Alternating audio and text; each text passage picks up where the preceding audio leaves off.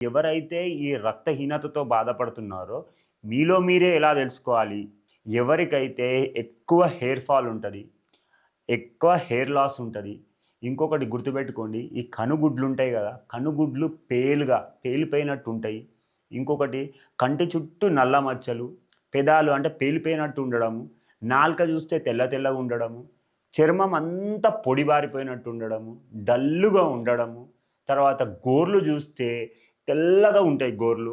ఇంకొకటి గోర్లు ఉంటాయి గదండీ! గోర్లు పేలుగా ఉండిపోవడము, కాళ్ళలో ఎక్కువ తిమ్మిర్లు రావడము, ఇంకో తొడ కండరాలు పట్టేసినట్టు ఉండడము. ఇవన్నిటికి సంకేతం ఏందంటే మీ శరీరంలో ఐరన్ లెవెల్స్ తక్కువ ఉన్నాయని అర్థము. సో, ఐరన్ లెవెల్స్ తక్కువుంటే ఆటోమేటిక్‌గా హిమోగ్లోబిన్ లెవెల్ గూడా చాలా తక్కువుంటది. సో, ఎక్కువ ఆడవాళ్ళలో ఎందుకు జూస్తాము అనంటే కామన్‌గా ఏంది అనంటే ఋతుస్రావం ఉంటది గాబట్టి వాళ్ళకి ఎక్కువ ఆడవాళ్ళలో జూస్తాం. కానీ ఇవాళ రేపు ఆడ, మగ అని తేడా లేదు. కానీ ఎక్కువ శాతం ఆడవాళ్ళలో జూస్తుంటాము. సో, ఇలాంటి లక్షణాలతోటి బాధపడుతున్నవారు ఈ వీడియో అందరికి జెప్పండి. దాని అర్థం ఏందంటే ఐరన్ లెవెల్స్ తక్కువున్నాయి. దానిమ్మ పండ్లు తినండి, ఫుల్లు రక్తమొస్తది. బీట్రూట్ తినండి, చాలా రక్తమొస్తది. దాని తర్వాత నల్ల నువ్వులల్లా విపరీతమైన ఐరన్ లెవెల్స్ ఉంటాయి. కంపల్సరీ ఐరన్ పుష్కలంగా దొరుకుతది. ఇంకొకటి పాలకూర. పాలకూరల చాలా